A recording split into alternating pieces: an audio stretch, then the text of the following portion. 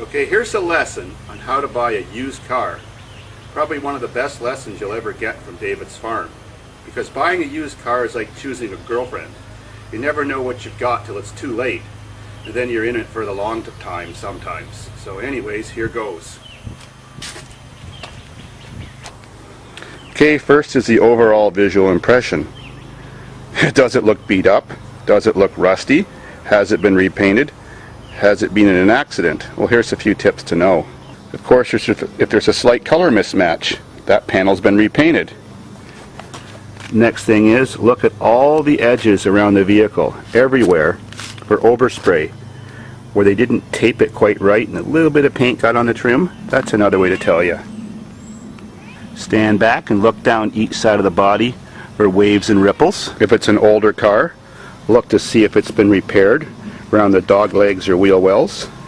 Check to see that all the headlights and front end parts, bumpers seem aligned. The door gaps, hood edge gaps, and all that stuff look aligned properly. Then open and close all the doors. Make sure they align properly and shut nicely. Sweet. Next, check the mileage. See if the vehicle looks like it has as many miles as it's claiming to have. Lots of ways to kind of tell. If you're suspicious the miles have been turned back or the instrument cluster switched, look really close inside for fingerprints on the other side of the clear panel, or on the black panel at the back, or marks in the dust back there where it's been disturbed, or even a random hair that shouldn't be in there. That's one way of telling. On Volkswagens, they often turn around at 300,000 and start all over again, so that's very confusing. Check the amount of wear on the brake pedal. Grab your door, lift it up and down a bit, see how much wear there is in the hinges. Look for a worn seat. High mileage seat, even if it's not worn through, is often wrinkly all over. Another thing to do is look for oil change stickers. Some could be mounted here, some along the edge of your windshield, or even under the hood. Make sure that the number on the oil change sticker is a lower number for kilometers or miles than what's displayed on the dash, or someone's definitely got some hanky-panky going on. Of course, instead of kicking the tires, check them all for even wear. Of course, if they're worn off on the corners on the front end, it's definitely got an alignment problem or worn out steering joints. Then check the front windshield for chips or cracks that might be starting, as they always get bigger. Open the rad cap and make sure there's no oil floating in there. Motor oil could be leaking through the head gasket and getting in your antifreeze, and the transmission automatic cooler that's in your radiator could be leaking and putting transmission oil in your antifreeze. Check the color of the oil.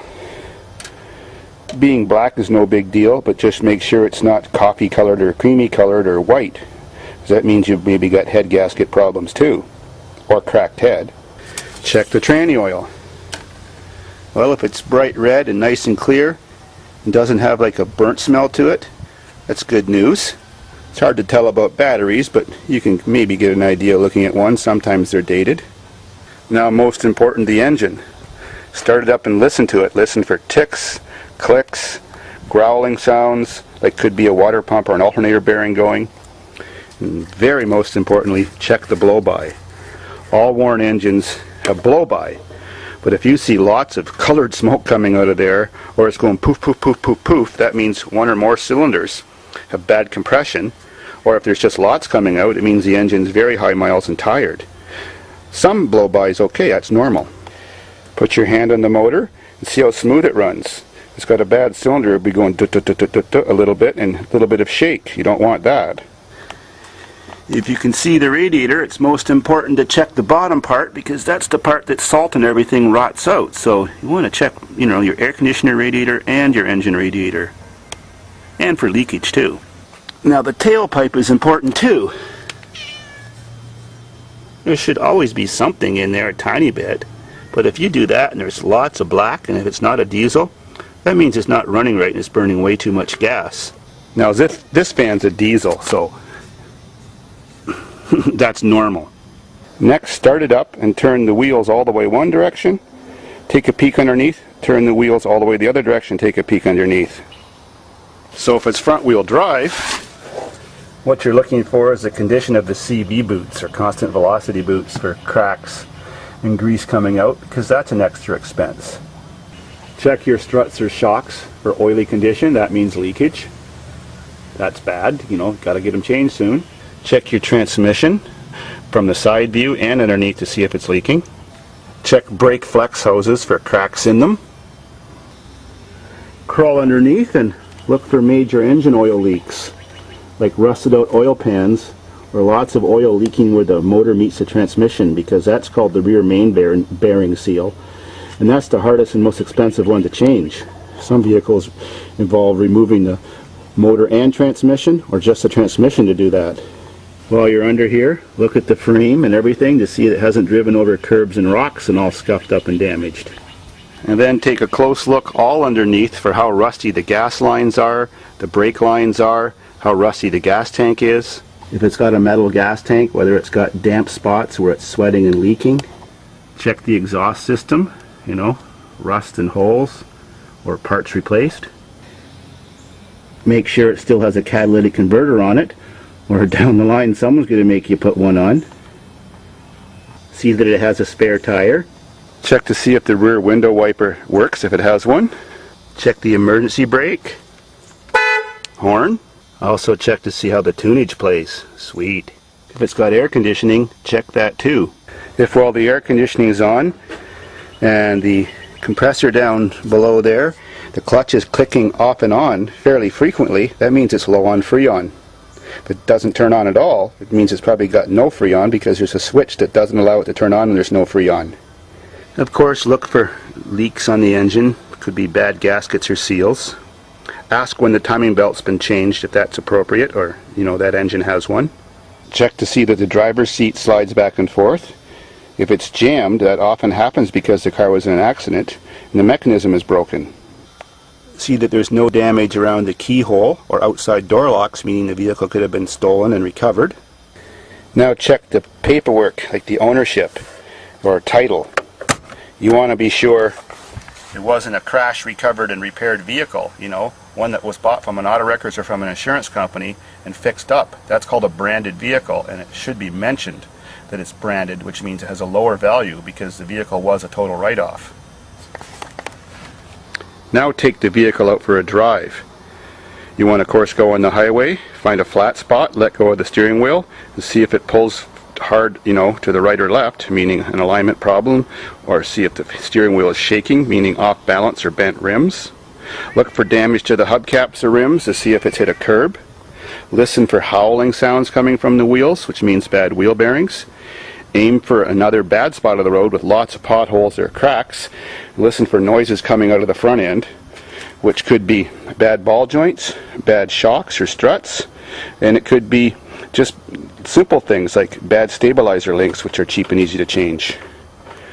Also be aware of noises coming from the rear end. Some cars have stabilizer links in the rear end, and of course they all have shocks. Accelerate hard and see that the motor is still running smooth and not starting to misfire. Get a good feel of how the transmission's shifting. Make sure there's no clunks when you put it in drive or reverse, or no funny shifting sounds or patterns when you're driving. No slippage feelings. No whining sounds coming from the transmission.